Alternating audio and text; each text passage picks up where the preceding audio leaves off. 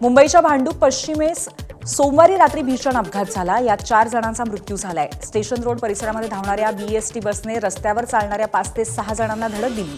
या दुर्घटनेमध्ये 4 जणांचा मृत्यू झाला. 10 जण गंभीर जखमी झाल्याची माहिती समोर आली आहे. काही जखमींची प्रकृती गंभीर आहे आणि एकाला रुग्णालयातून डिस्चार्ज देण्यात आलाय. घटनेनंतर तातडीने पोलिसांनी चालक संतोष सावंत यांच्यावरती गुन्हा दाखल करत ताब्यात घेतलं. भांडूपमधील अपघाताची सरकारनंही दखल घेतली आहे. भांडूपमधील अपघातामध्ये 4 जणांचा मृत्यू झाला. मुख्यमंत्र्यांकडून मृतांच्या वारसांना 5 लाख रुपयांची मदत जाहीर करण्यात आली. भांडूप बेस्ट बस अपघाताबद्दल पंतप्रधान नरेंद्र मोदींनी शोक व्यक्त केलाय. एक्सपोस्ट करत मोदींनी शोक व्यक्त केलाय. वाहनावरचं नियंत्रण सुटल्यामुळे मुंबईच्या कोस्टल रोडवरती 3 गाड्या एकमेकांना आदळल्या. यामध्ये मर्सिडीजसह 2 टॅक्सींचं नुकसान झालंय. तसंच चालकासह प्रवासी देखील जखमी झाल्याची माहिती आहे. दरम्यान कोस्टल रोडच्या उत्तर मार्गिकेवरती हा अपघात झाला. वरळी पोलिसांकडून घटनेचा तपास सुरू आहे. नागपूर वर्धा रोडवरती जुना पाणी गावाजवळ ट्रॅव्हल्स आणि ट्रकचा भीषण अपघात झाला. यात 3 मृत्यू झालाय तर 25 जण जखमी झालेत. आज पहाटे 5:30 वाजताच्या सुमारास हा अपघात झाला. दरम्यान अत्यंत तीव्र गतीने जाणाऱ्या बसने पाठीमागून ट्रकला धडक दिली. यात बसच्या समोरील भागाचं नुकसान झालंय. धाराशिवच्या वाशी तालुक्यातील कडकनाथवाडी इथे पवनचक्कीच्या वाहनाने रात्री दोघांना चिरडलं. त्यामुळे संतप्त झालेल्या नागरिकांनी वाहनं पेटवून दिली. चांद शेख आणि वसंत जगताप अशी अपघातात मृत्यू झालेल्या दोघांची नावं आहेत. पवनचक्कीसाठी वाळू सिमेंट खड्याचं मिश्रण वाहून नेणाऱ्या भरधाव वाहनाने धडक दिल्यामुळे यांचा मृत्यू झालाय. या भागातून अवजड वाहनांची वाहतूक करण्यास नागरिकांनी यापूर्वी विरोध केला होता. त्यानंतर ही वाहतूक सुरू होती. त्यामुळे संतप्त झालेल्या नागरिकांनी वाहनच पेटवून दिलं. बुलढाण्यामध्ये मलकापूरचे काँग्रेस पक्षाचे नवनियुक्त नगराध्यक्ष अतिक जवारीवाला यांच्यावर शहर पोलीस ठाण्यामध्ये गुन्हा दाखल करण्यात आलाय. नगराध्यक्षपदी निवड झाल्यानंतर काढण्यात आलेल्या जल्लोष रॅली दरम्यान नोटा उधळल्याचा आरोप असून या प्रकरणी निवडणूक आचारसंहितेचं उल्लंघन झाल्याचा ठपका ठेवण्यात आलाय. विशेष म्हणजे आज काँग्रेस प्रदेशाध्यक्ष हर्षवर्धन सपकाळ यांच्या उपस्थितीत होणाऱ्या पदग्रहण समारंभाच्या काही तास आधीच ही कारवाई झाल्यामुळे राजकीय वर्तुळामध्ये खळबळ उडली. धाराशिव जिल्ह्यातनं एक संतापजनक घटना समोर आली आहे. वाशी तालुक्यातील कडकनाथवाडी इथे पवनचक्कीसाठी साहित्य वाहून नेणाऱ्या भरधाव वाहनाने रात्री दोघांना चिरडलं. या अपघातामध्ये चांद शेख आणि वसंत जगताप यांचा मृत्यू झाला. या घटनेनंतर संतप्त नागरिकांनी संबंधित वाहनाला आग लावली. विशेष म्हणजे या भागातून अवजड वाहनांची वाहतूक नको अशी मागणी नागरिकांनी यापूर्वीच केली होती. तरीही वाहतूक सुरूच राहिल्यामुळे परिसरामध्ये तीव्र संताप आहे. भंडारा जिल्ह्यातील तुमसर तालुक्यातील राजापूर गावाजवळील मंदिर परिसरामध्ये दुर्गा मातेच्या मूर्तीच्या पायाशी एका नवजात अर्भकाचा मृतदेह आढळून आला. कापडात गुंडाळलेल्या अवस्थेमध्ये हे बाळ मृतावस्थेत पाहायला मिळालं. पहाटे फिरायला गेलेल्या नागरिकांनी ही बाब लक्षात येताच गोबरवाही पोलिसांना माहिती दिली. मंदिर गावाबाहेर आणि रात्री परिसरामध्ये वर्दळ नसल्याचा फायदा घेऊन मध्यरात्री हे बाळ इथे टाकण्यात आल्याचा प्राथमिक अंदाज आहे. थंडीमुळे मृत्यू झाल्याची शक्यता पोलिसांकडून वर्तवली जात आहे आणि प्रकरणाचा तपास सुरू आहे. बीड जिल्ह्यातल्या वडवणी तालुक्यामध्ये आज पहाटे मोठी गोंधळाची स्थिती पाहायला मिळाली. बुलढाणा अर्बन बँक बंद होणार अशा अफवेमुळे वडवणी शाखेमध्ये खातेदारांनी पहाटेपर्यंत मोठी गर्दी केली होती. बचत खात्यातील रक्कम काढण्यासाठी आणि सोनं सोडवण्यासाठी नागरिक बँकेत धाव घेत होते. मागील काही वर्षांमध्ये जिल्ह्यातील पतसंस्था आणि मल्टीस्टेट बँकांचं अपयश लक्षात घेता भीतीचं वातावरण पसरलं. मात्र बुलढाणा अर्बन बँकेनं सर्व व्यवहार सुरक्षित असल्याचं स्पष्ट केलं असून जिल्ह्यातील इतर सर्व शाखांमध्ये कामकाज सुरळीत सुरू आहे. गोंदिया जिल्हा मार्केटिंग फेडरेशनच्या शासकीय धान खरेदीला सुरुवात होऊन 2 महिन्यांचा कालावधी लोटलाय. या कालावधीमध्ये फेडरेशनने नोंदणी केलेल्या एकूण 1,26,053 शेतकऱ्यांपैकी 50,629 शेतकऱ्यांनी 14,26,746 क्विंटल धानाची विक्री केली. विक्री केलेल्या एकूण धानाची किंमत 409,66,00,000 रुपये. पण शासनाकडनं सुकाऱ्यांसाठी गेल्या 2 महिन्यांपासून निधी उपलब्ध करून दिल्यामुळे 409 कोटी रुपयांचे सुकारे थकले असून ऐन रब्बी हंगामाच्या तोंडावरती शेतकऱ्यांची आर्थिक कोंडी झाली आहे. नांदेड जिल्ह्यातल्या लोहा शहरामध्ये मुख्य रस्त्यावरती असलेल्या दुकानांना रात्री शॉर्ट सर्किटमुळे आग लागली. वेगाने पसरलेल्या या आगीमध्ये 7 दुकानं भस्मसात झाली आहेत. या आगीमुळे व्यापाऱ्यांच्या दुकानातील कोट्यवधी रुपयांचा मालही जळून खाक झालाय. रात्री उशिरा झालेल्या या दुर्घटनेमध्ये सुदैवाने जीवितहानी झाली नाही. मात्र आग आटोक्यात आणण्यासाठी अहमदपूर, कंधार आणि नांदेड इथल्या फायर ब्रिगेडला पाचारण करावं लागलं होतं. यवतमाळच्या उमरखेड इथल्या उपजिल्हा रुग्णालयातील डायलिसिस केंद्राला शॉर्ट सर्किटमुळे आग लागली होती. यावेळी कर्मचाऱ्यांनी खिडकी फोडून 8 रुग्णांचे प्राण वाचवले. या घटनेने रुग्णालयातील रुग्णांमध्ये भीतीचं वातावरण आहे. तसंच शॉर्ट सर्किटमुळे डायलिसिस सेंटरसह मोठ्या प्रमाणावरती नुकसान झालंय. नाशिकच्या चांदवड तालुक्यातील कातरवाडी इथे विहिरीत पडलेल्या बिबट्याच्या पिल्लाला वनविभागाच्या रेस्क्यू टीमने सुखरूप बाहेर काढलं. शेतकऱ्याच्या सतर्कतेमुळे ही घटना वेळीच समोर आली. पिल्लावरती निफाड येथील वनविभागाच्या रोपवाटिकेमध्ये उपचार करण्यात येणार आहेत आणि परिसरामध्ये मादी बिबटा असण्याची शक्यता लक्षात घेता नागरिकांनी सावध राहण्याचं आवाहन करण्यात आलंय. खबरदारीचा उपाय म्हणून घटनास्थळी पिंजराही लावण्यात आलाय. महाराष्ट्र लोकसेवा आयोगाच्या अध्यक्षपदी विवेक भीमनवार यांची नियुक्ती करण्यात आली आहे. राज्यपालांनी संविधानाचा अनुच्छेद 316 अंतर्गत ही नियुक्ती केली आहे आणि पदभार स्वीकारल्यापासून पुढील 6 वर्ष किंवा वयाची 62 वर्ष पूर्ण होईपर्यंत ते या पदावरती कार्यरत राहणार आहेत. विद्यमान अध्यक्ष रजनीश सेठ 31 डिसेंबर रोजी निवृत्त होणार असून तोपर्यंत अध्यक्षपदाचा अतिरिक्त कार्यभार सदस्य डॉक्टर अभय वाघ यांच्याकडे सोपवण्यात आलाय. पश्चिम रेल्वेवरच्या लोकल प्रवाशांसाठी दिलासादायक बातमी आहे. कांदिवली बोरिवली दरम्यान सुरू असलेल्या 6व्या मार्गिकेचं काम जानेवारीच्या मध्यावरती पूर्ण होणार आहे. त्यानंतर चर्चगेट ते बोरिवली दरम्यान 22 अतिरिक्त लोकल फेऱ्या सुरू होतील. त्यामुळे पीक आवर्समध्ये होणारी गर्दी कमी व्हायला मदत होणार आहे. 6वी मार्गिका सुरू झाल्यानंतर लोकल आणि मेल एक्सप्रेस गाड्या स्वतंत्र मार्गावरती धावतील. त्यामुळे लोकल सेवेचा वक्तशीरपणाही सुधारण्याची अपेक्षा आहे. नववर्षाच्या सुरुवातीला लाखो मुंबईकर देवदर्शनासाठी मंदिरांमध्ये हजेरी लावतात. प्रभादेवीतील प्रसिद्ध श्री सिद्धिविनायक मंदिरामध्ये भक्तीचा जनसागर उसळतो. या पार्श्वभूमीवर दरवर्षाप्रमाणे यावेळीही सिद्धिविनायक मंदिर नववर्षानिमित्त सज्ज झालंय. गणेश भक्तांच्या सोयीसाठी मंदिर 31 डिसेंबरच्या मध्यरात्री 3:15 वाजल्यापासून बाप्पाच्या दर्शनासाठी खुलं ठेवण्यात येणार आहे.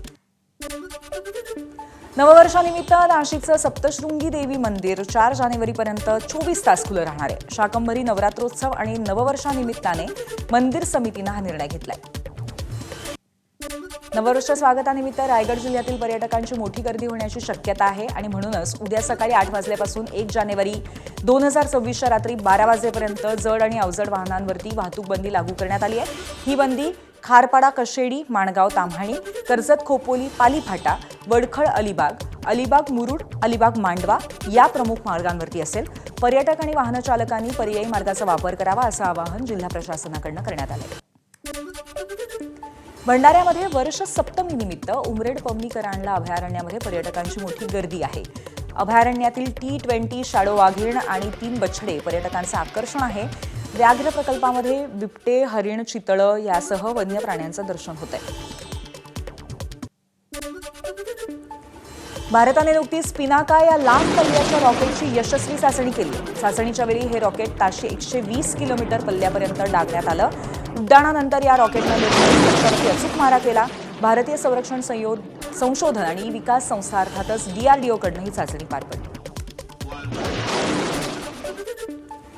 बांगलादेशच्या माजी पंतप्रधान खालिदा झियाचं निधन झालंय. खालिदा झियाचं वयाच्या 80व्या वर्षी निधन झालं. गेल्या अनेक दिवसांपासून खालिदा झिया आजारी होत्या.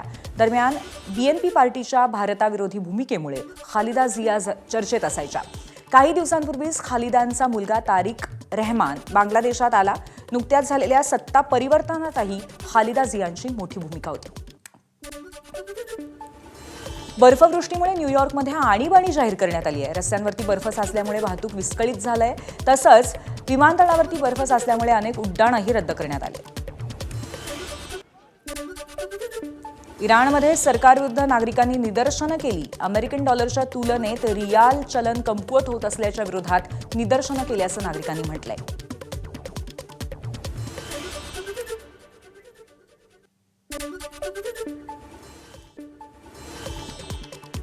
संभाजीनगरमध्ये अखेर शिवसेना भाजप युती संपुष्टात आली आहे. स्थानिक पातळीवरती युतीसाठी जवळपास 9 ते 10 चर्चेच्या फेऱ्या झाल्याचं कळत होतं. यानंतर एक आंतरराष्ट्रीय बातमी आपण बघतोय. युक्रेननं रशियन राष्ट्राध्यक्ष व्लादिमीर पुतीन यांच्या निवासस्थानावरती हल्ला करण्याचा प्रयत्न केल्याचा आरोप रशियाने केलाय. रशियाचे परराष्ट्र मंत्री लाव्रोव्ह यांच्या मते युक्रेननं 28 आणि 29 डिसेंबरच्या रात्री हल्ल्याचा प्रयत्न केला होता. ड्रोनद्वारे केलेला हा हल्ला रशियन एअर डिफेन्स सिस्टीमनं परतून लावल्याचं रशियाचं म्हणणं आहे. नवीन वर्षाच्या स्वागतासाठी चीनमध्ये विशेष तयारी करण्यात आली आहे. विविध प्रांतांमधील सजावटीचे फोटो समोर आलेत. विशेष कंदील महोत्सवाचं आयोजन करण्यात आलेलं आहे. रस्त्यांवरती मोठ्या पुतळ्यांनाही रोषणाई करण्यात आली आहे.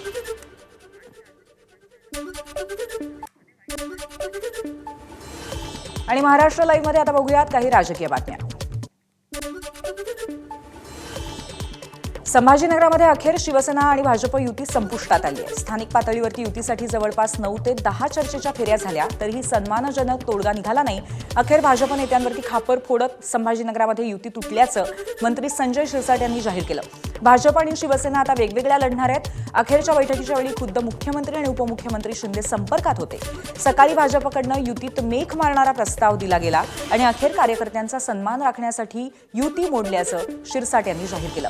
भाजपच्या स्थानिक नेत्यांच्या अहंकारामुळे ही युती तुटल्याचं ते म्हणाले। काही लोकांचा हेतुपुरस्सर युती तोडायचा डाव होता असा गंभीर आरोपही त्यांनी केलाय।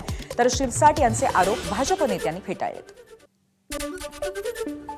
छत्रपती संभाजीनगरमधील भाजप आणि शिवसेनेची युती तुटली आणि त्यावरून आता आरोप प्रत्यारोप सुरू झालेत। संजय शिरसाट यांनी युती तुटण्यावरून भाजपवरती आरोप केलेत तर संजय शिरसाट यांच्या आरोपांवरती भाजपच्या भागवत कराड यांनी पलटवार केलाय।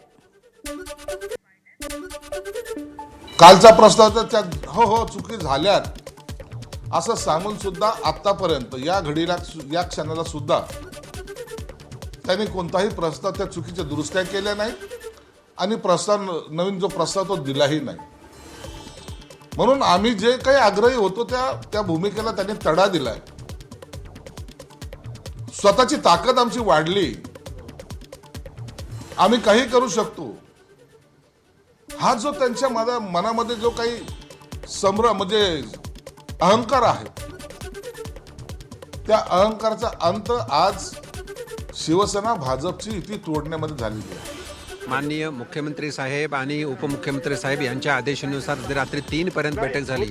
आम्हाला ज्या सूचना आल्या त्या सूचना आम्ही पाहिल्या आणि त्या सूचना घेऊन आम्ही त्याचप्रमाणे यादी त्यांना दिली आणि शेवटी तेही त्यांनी मान्य केलं। परत 4 बदला म्हणले आणि परत 4 वाढवून द्या। पण माननीय मुख्यमंत्री उपमुख्यमंत्री साहेबांच्या रात्री उशिरापर्यंत झालेल्या बैठकीनंतर बदलाची गरजच नव्हती। पण मग तुमचा अहंकार नडला की नाही नडला? अहंकार कुणाचा नडला? अहंकार आणि इंटरनल पॉलिटिक्स शिवसेनेमधलं ह्या युती तुटण्यास जबाबदार आहे। शिवसेनेतले इंटरनल पॉलिटिक्स अमरावतीतही भाजप आणि शिवसेनेची युती अखेर तुटली आहे। या युतीभंगासाठी भाजप आणि युवा स्वाभिमान पक्ष जबाबदार असल्याचा थेट आरोप शिवसेनेकडनं करण्यात येतोय। शिवसेनेचे नेते अभिजित अडसूळ यांनी भाजपवरती खापर फोडत युती फिसकटण्यामागे भाजपची भूमिका कारणीभूत असल्याचं स्पष्ट केलंय।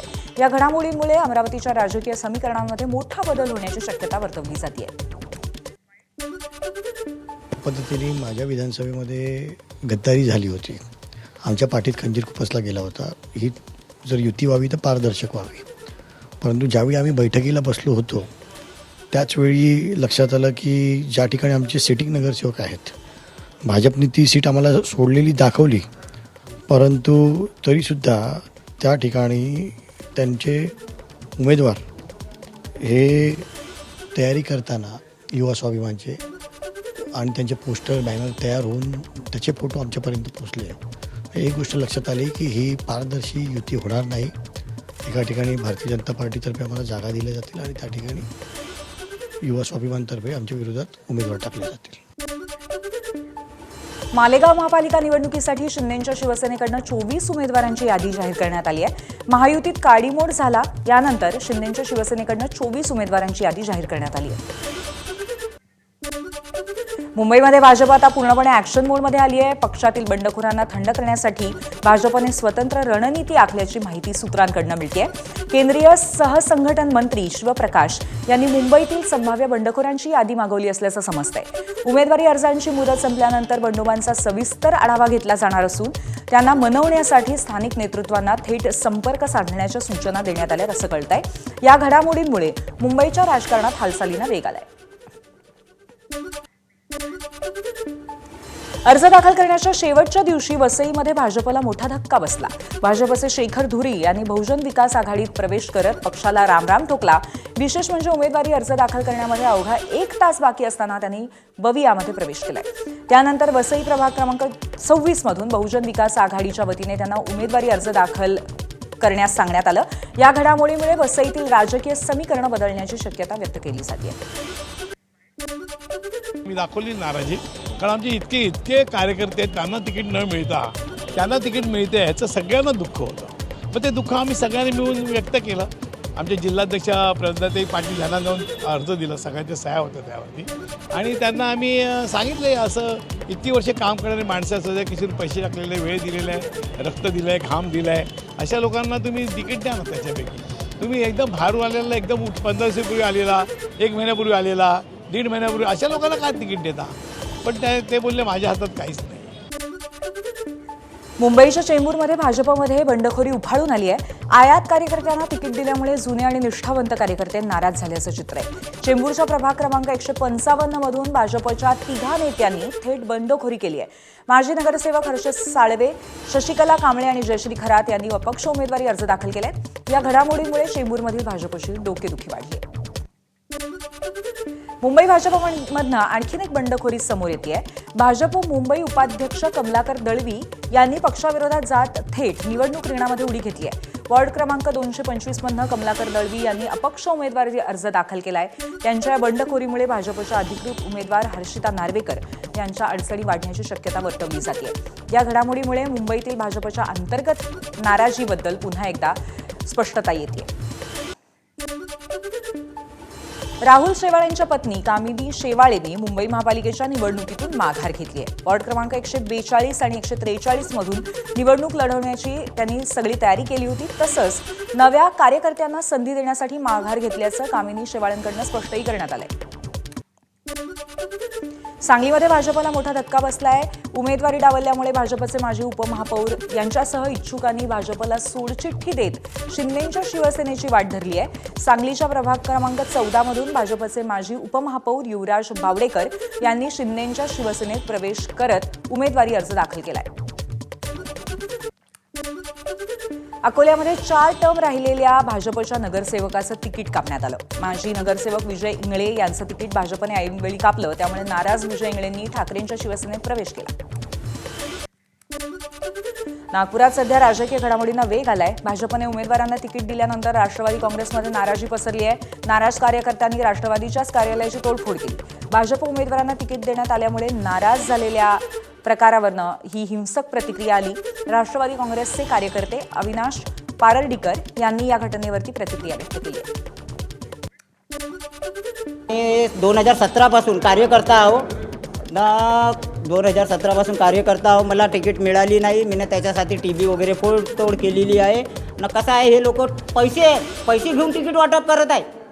पैसे घेऊन तिकीट वाटप करून राहिले. मुंबईतील दहिसरमध्ये शिवसेनेचे आमदार प्रकाश सुर्वे यांच्या विरोधामध्ये जोरदार घोषणाबाजी करण्यात आली. नाराज कार्यकर्त्यांनी काळे झेंडे दाखवले. आमदार सुर्वेंचा निषेध केला. वॉर्ड क्रमांक 3 मधनं प्रकाश पुजारी यांना उमेदवारी देण्याची चर्चा असताना ही जागा भाजपकडे गेली आणि भाजपकडनं प्रकाश दरेकर यांना उमेदवारी जाहीर झाली. त्यामुळेच हा असंतोष उफाळून आलाय. याच नाराजीतून इच्छुक उमेदवार प्रकाश पुजारी आणि त्यांच्या समर्थकांनी आमदार प्रकाश सुर्वेंच्या विरोधात आंदोलन केलं. ABP माझा, उघडा डोळे बघा नीट.